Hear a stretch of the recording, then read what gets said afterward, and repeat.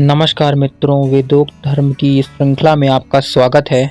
आज का हमारा विषय वर्ण, जाति और राष्ट्र इनके बारे में है। तो आइए शुरू करते हैं। वैदिक काल के पश्चात जब स्मृति काल में वर्ण को जन्म मूलक मान लिया गया, तब जाति के जन्म सिद्ध होने के कारण वर्ण और जाति शब्द पर्यायवाची समझ लिए गए। अब आधुनिक साहित्य लेखकों ने भी राष्ट्र शब्द के स्थान पर जाति शब्द का प्रयोग करके राष्ट्र और जाति शब्द को एक अर्थ वाला बना दिया है, जिसके कारण भारतीय समाज में बहुत भ्रांति फैल गई है। अर्थात जिसके कारण भारतीय और विदेशी लोग जहां ब्राह्मण आदि 4 वर्णों को 4 जातियां कहने लगे और लिखने लग गए हैं, वहां वर्तमान समय की कल्पित वंशीय जात पात को भी वर्ण तथा जाति के भेद के साथ सम्मिलित कर दिया गया है, जिससे भारतीय समाज खंड खंड हो गया है। परंतु वस्तुतः न तो वर्ण जाति शब्द पर्यायवाची हैं और न जाति और राष्ट्र ही।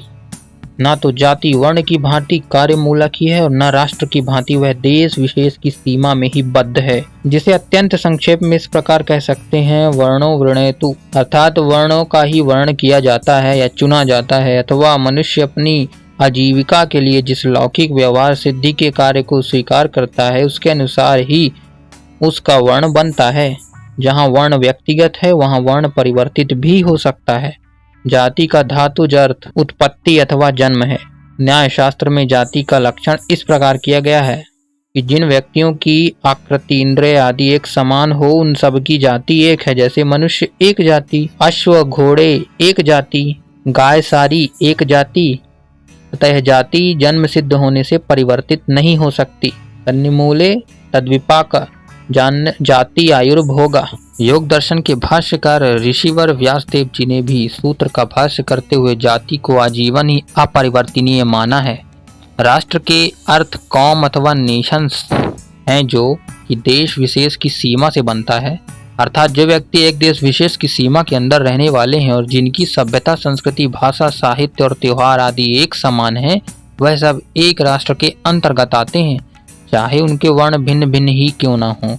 अतः पूर्वोक्त वर्णन से विदित होता है कि न तो जाति वर्ण की भांति कार्य मूलक है और न ही राष्ट्र की भांति देश विशेष की सीमा में बद्ध है, अपितु जहाँ वर्ण शब्द अपने सहकारी मनुष्यों और राष्ट्र शब्द एक देश की सीमा में रहने वाले स्वदेश वासियों को परस्पर एकत्रित रखता है, वहाँ जाति शब्द अपनी नैसर्गिक व्यापकता से सारे मानवीय संसार को सार्वभौम भ्रातृत्व के नाते से संगठित करके मनुष्य मात्र को उनकी जातीय समानता की सद्भावना द्वारा विश्व प्रेम का संदेश भी देता है। परंतु खेद है कि वंशीय तथा देशीय सीमा के पक्षपातियों ने भ्रांतिवश न केवल जाति शब्द के इस वैदिक सार्वजनिक श्रेयात्मक भाव को ही मिटा दिया है, अपितु जाति शब्द को घृणित तथा द्वेषात्मक भी बना दिया है। जहाँ वंशीय सीमा के अभिमानियों ने वंशों की सीमा में सीमित गौड़, कपूर और आधुनिक भारतीय अनगिनत कुलों की जातियों का निरर्थक नाम देकर मनुष्य जाति को विभक्त करने वाले अपने और बेगाने तथा ऊंच व नीच, कुलीन व आकुलीन, छूत व अछूत आदि का संकीर्ण भाव भारत में उत्पन्न कर दिया है, वहाँ देश की सीमा के अभिमानी देशभक्तों ने भी देश की सीमा के सीमित जन समूहों को भिन्न भिन्न देशों की भिन्न भिन्न जातियों का नाम देकर उनके हृदय में परस्पर के लिए देश का बीज बो दिया है। इससे स्पष्ट है कि इन दोनों ने ही जाति शब्द के दुरुपयोग से मनुष्य जाति के मनुष्यत्व के व्यापक नाते को विलुप्त करके मानवीय जगत को अत्यंत हानि पहुंचाई है। और देश इन दोनों से भेद इतना है कि भारतीय जात पात तो देश के आभ्यंतरिक वैमनस्य और कलह का कारण है, और देश की सीमा से सीमित धर्म शून्य जातीयता, राष्ट्रीयता अपने देश से बाहर संसार भर के देशों को एक दूसरे का विरोधी और शत्रु बनाती है। अतः भारतीय लेखकों से निवेदन है कि वह वर्ण, जाति और राष्ट्र शब्दों का शास्त्रीय अर्थों में यथार्थ प्रयोग करके पाठकों को उक्त शब्दों की निरर्थक मूल भूल भुलैयों से निकालकर वास्तविक अर्थों का यथावत बोध कराएं, क्योंकि मन माने अर्थों में इनका प्रयोग करने से वेद आदि शास्त्रों का वास्तविक अभिप्राय ज्ञात नहीं हो सकता।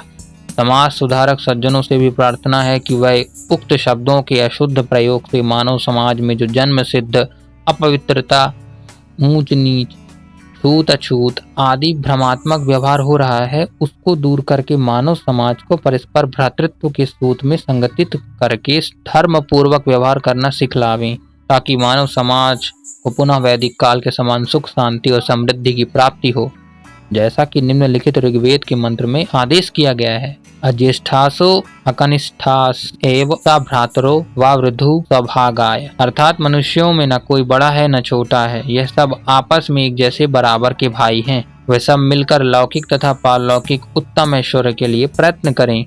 अज्येष्ठासो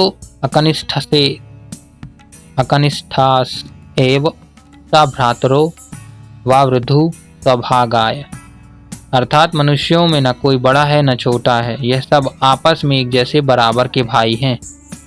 वे सब मिलकर लौकिक तथा पारलौकिक उत्तम ऐश्वर्य के लिए प्रयत्न करें।